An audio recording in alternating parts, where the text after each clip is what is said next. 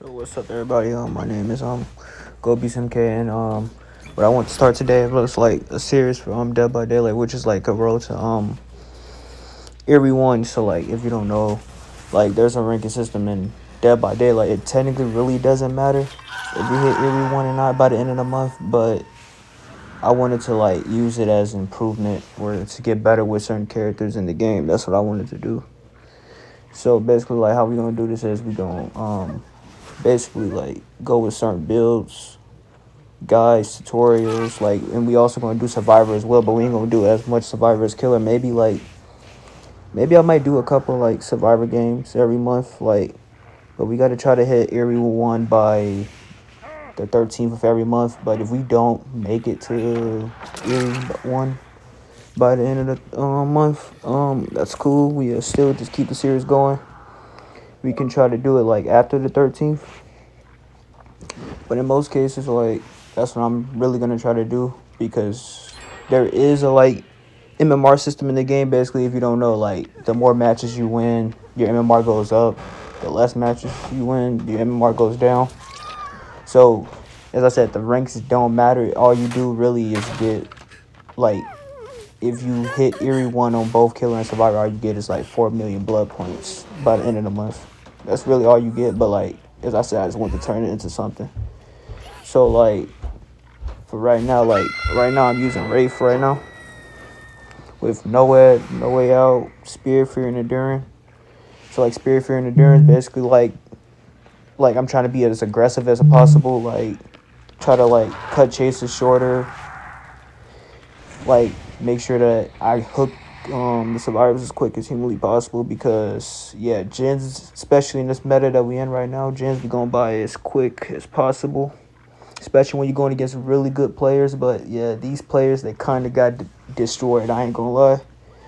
But when I'm using NOED and No Way Out, is basically like to clean up the like slack. Like, if they do the gens quick, maybe there might be like 3 people left, I might get a 2k out of it, maybe sometimes even a 3k out of it. But this build right here is basically like, since it has no gen defense on it, it's gonna get countered really heavily by people who gen rush, hook save, just really optimal survivors. Like, playing killer right now is kind of like been rough, but since 2v8 is kind of going, maybe there's gonna probably be more casual survivors. They get hit by easy mind games and stuff like that, so it's not gonna be as difficult to win, but it's still gonna be hard to win, because it's just like, yeah, it's just hard right now. Like, there's a lot of like second chance perks in the game, like Dead Hard, Decisive Strike, Off the Record. Like, all of these perks are in the game.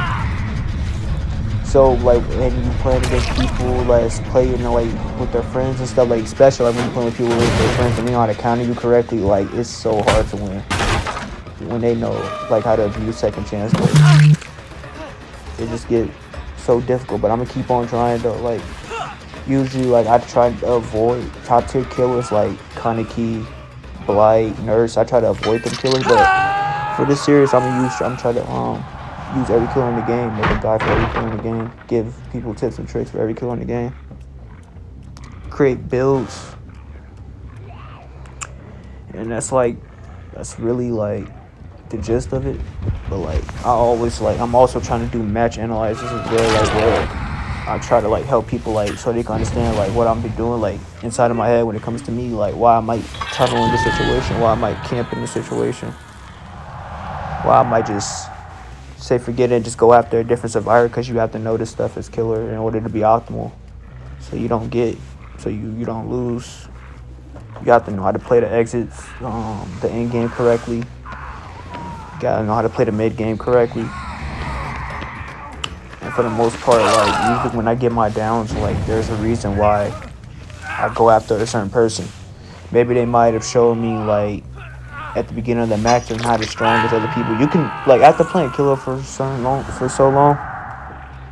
after a while you can tell, like, okay, this person I'm playing against might not be as good as this person. Like, I'm gonna show you in the next match. The next match you'll see, because the next match, like, the survival was actually good. Like, I could have lost the game.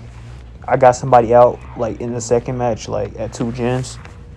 And that's usually not like that's usually what happens when you're going against somebody that's using dead hard or something. Like you hit them when they have DH, and then now 3 gens just popped on you because the survivor has like second chance person. That's usually what's the big difference between the good survivors, the average survivors, and the bad survivors. The bad survivors and the average ones really don't know how to use their second chance perks correctly for real to create time and create distance. You know, you're going against like good players and stuff. They know how to create that time. They know how to like create that distance from you, especially when you're using like a weak character. And usually, in my opinion, like a weak character in this game is probably a killer that's in B or below because, like, as I said, like some killers just can't keep up no more like how they used to. Even the killer I'm playing with right now, like the main reason why I won this game, I ended up like winning this game is because the survivors are just weak. I can beat like good players, but it gets to a point where like once you play against good players for so long, then it's like dang, you're just gonna end up losing if you don't play a top tier killer. Wraith is like right now in this meta, like I say Wraith is like super underrated. I say Wraith is like B tier. Like, but like people be saying Wraith is like trash. I don't think Wraith is that trash for real. He's able to get across the map quick, able to break pallets quick. So he's not as bad as some people say. So like in situations like this, like we have 4 gens. I kicked the gen because like why not? Like at this point, I basically won the game. I killed 2 of them, have a person on the hook. I'm analyzing the map, like trying to go around the map and see like where the Nick Cage is at. And wherever the Nick Cage is at, like this is why I hate RPD. RPD is a terrible map for like Wraith and stuff like that, especially M1 killers. This map is really garbage because like it's a freaking indoor map. Got a lot of safe loops if the survivors know how to use it correctly. Good for me that these survivors wasn't that good, to be honest. Like because I would definitely have trouble on maps like this if I was playing Wraith against a very competent team. But I usually look at Wraith as maybe like a kind of like a noob stomper, average stomper. He's one of those killers where it's like he's not overpowered, but he's not bad. Like he's not bad. Like he's just your average killer. Like if you really want to get good at Dead by Daylight, understand the basics. Like just play Wraith, because that's basically what he is. Like he's just a basic hit and run, down it in hook killer. Like he's not a killer that's too special. Like he's very basic in his approach. So like when you're winning games and stuff, like that's usually just how like a normal game of Dead by Daylight will go. Like you hit a run, survivor, you chase after them, see if they good, and then if they good, you chase after somebody else. My No Way Out just popped. When No Way Out prop, like you know a survivor's there. You gave me this flashlight down them. Finna just take them out with the Mori.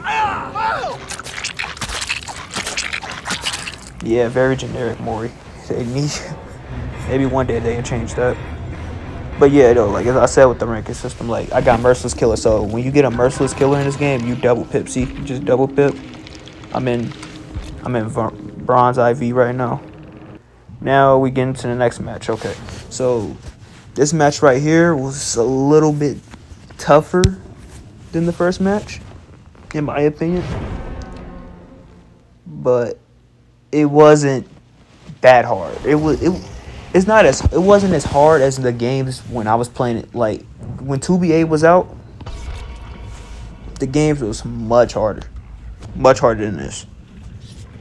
And usually, like the reason why like this could have ended up in a loss is because I chased after somebody that had that heart. Basically, I literally chased after somebody that was very confident in themselves. They was confident in themselves, but they wasn't the best survivor. They could have easily like ruined my game if they was super good, especially since we playing on freaking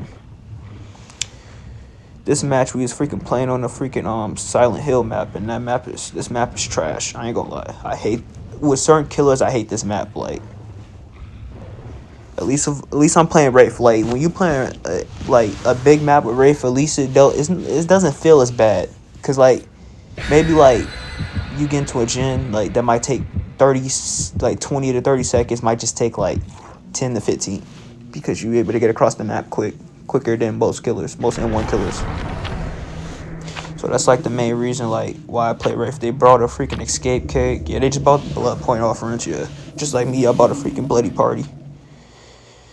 Yeah, trying to get as much blood points as possible. Trying to level up some characters. Try to and that's probably another thing. I'm probably going to try to get a character to P100. I don't know what character I want to get to P100 yet, but my main focus is just to get a character to P100 right now. So yeah, this is basically the start. I freaking hate this map. I'm telling you, it's so bad. It's so bad for killer, dude. It's actually trash. So I'm just gonna analyze. I'm gonna kick this breakable wall. The reason why I kick this breakable wall because sometimes there might be a hook. Like if I was to hit them at the top, there might be a hook and I can't reach it. So I just kick the breakable wall. And this map don't have terrible breakable walls. There's certain maps in this game where if you break the like on the Freddy map, if you kick their breakable walls, you might end up like creating an infinite for yourself, and blue players don't even know that. So I would have to like I'll show y'all like different breakable walls that you shouldn't kick. There's certain breakable walls that you'll give the survivors an infinite, which is stupid. Like, because how is a new player supposed to know if oh yeah I kicked this wall? Like now I'm giving the survivors a freaking free infinite.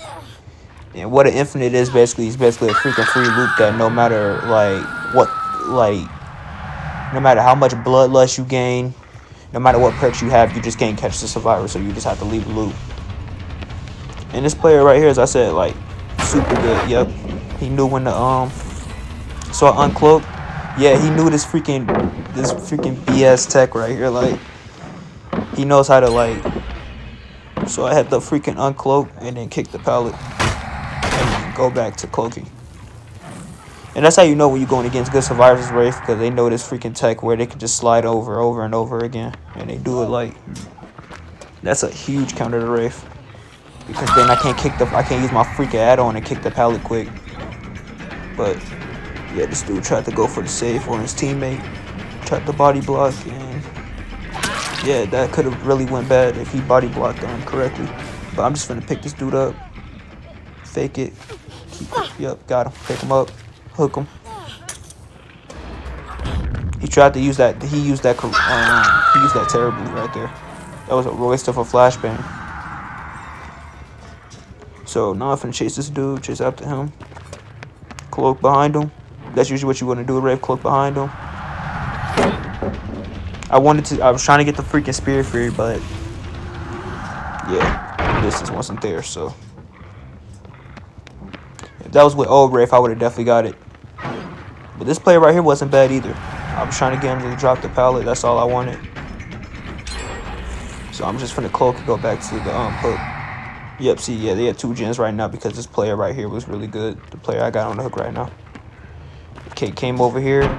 I tried to get the hit, but nah, I missed. Which sucks. It was terrible. Now I got the Spirit for Endurance, yup, 50%. Off of stun pallets. Down them. Keep them slugged. Because it wasn't worth it to me. Yeah, getting that hook right there wasn't worth it to me, so I'm finna just come up here and go back after the person I just hooked. Because that was the smartest option in my brain at the time.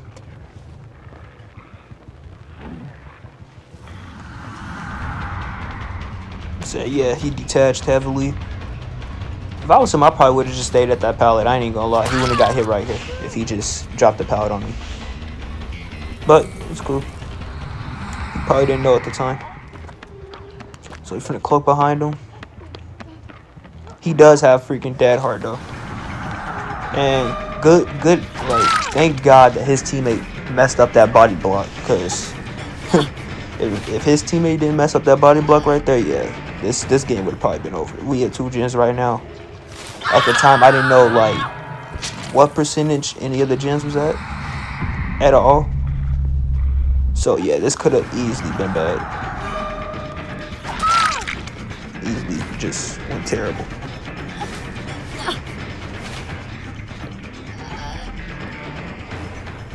be honest, like, and that's usually how it is with Dead by Daylight. You have to like, especially when you playing killer on certain maps against good players, like you just have to be able to like juggle the survivors correctly, like understanding like, okay, yeah, this survivor has this gen at this percentage, like, so I might have to, and they might be a good looper, so I might have to chase the weaker survivor out the game, let them drop all the good pallets, and then like chase after the good players. See, yeah, that's the one thing that you never do. Like, if somebody has enduring and you don't know if they have enduring or not, you don't never try to reslide over the pallet. You only do that when you don't know. Like, when you 100% certain I don't have enduring, because as I said, enduring is like 50% stun reduction. So I knew that, turned around, hit him, and got the Kate on the hook. And then what I'm finna do is cloak back up and then go to these gens and see like what the progress is. I always, like, before I uncloak, I always try to hide behind the wall so they can't see when I'm like cloaked, basically. Because like from a certain distance, I don't know if it's 30 meters or 40 meters away, you don't know if Wraith is cloaked behind you or not. You don't know. So I heard that this gen right here, was being worked on. They did the gen. They messed up right here by going inside the locker. That was a mess up. So what I'm gonna do is put her in a hook and then go back upstairs, because upstairs is basically 3 gen now. Especially like on a killer with with some decent speed on them. Like, this is definitely like a 3 gen right here. So yeah, I'm finna just go up these steps right here. Climb up these steps. Well, go up them. Yep, got a 3 gen. Kate healed in my face for some reason. That was a bad heal right there. If the Kate did something with this like heal right there, and he actually like did something right. Once again, camped the pallet. Shouldn't have camped the pallet. And then it got down. So basically, what that Kate did wrong right there was she tried to heal in my face, thinking that, well, I'm guessing she has some type of confidence in herself, like, by doing that. But yeah, it didn't work out. She didn't do it correctly. Usually, like, you want to heal in the killer's face like that to create time. She didn't create no time from that, so it was no point of her doing that. She should have just healed. She should have just healed instead of just trying to heal in my face. Like, she should have went in the corner and healed. That's what I would have did. But yeah, that's really all it is to it. It's just that the good survivors are just very confident in themselves, and the bad survivors, they just don't know what they're doing for real. This person finna take this window right here, smart. Finna slow vault this window. I went back over myself. Yup, got the Spear Fury. Yup, got the down. Nice. Yup.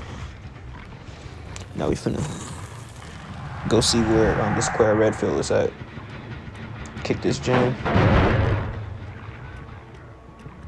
I think I heard her crying somewhere. Yeah, she was crying down here somewhere. Yup.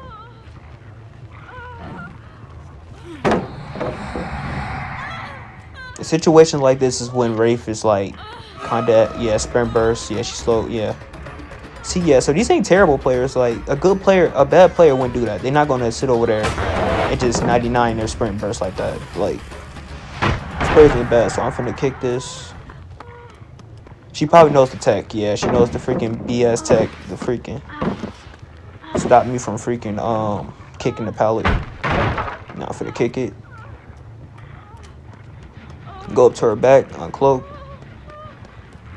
This is what I'm finna do. I'm finna go on the other side, pretending like I'm going that way, and then I'm finna just swing. Yep, got it. It's that simple. So yeah, like, this game was a struggle compared to the first game, but I ended up managing to pull it off. Like, that's usually how games go. Some games, like, I'll either like lose terribly, or it's like I make a huge comeback because of my perks. Like, Spear Fury and Enduring usually always come in clutch, because they're very good in this meta right now, in my opinion. If you use like, it's like the best rush build in the game right now. Like, it's Spear Fury, the best combo, the best rush combo, until I find something different. But I have found something different other than this build. Maybe I should use it in the next build. I'm at the next video. I have found like better combinations, like, or another better combination, like with I use Fury, Enduring, Trials of Torment, and Nowhere to Hide. So like when people are hiding behind gens and stuff like that, it'll help me. But maybe I do that for the next video. I'll think about it. But yeah, finish her off with my Mori. Freaking through the wall. But the next hit, well, yeah, like that's really it. I played it right. I say the only thing that I could have done better in this match was probably not chase the Dead Heart player for too long, but that's really it. That's it. We got the 2 pip. But yeah, I'll catch y'all later. Peace.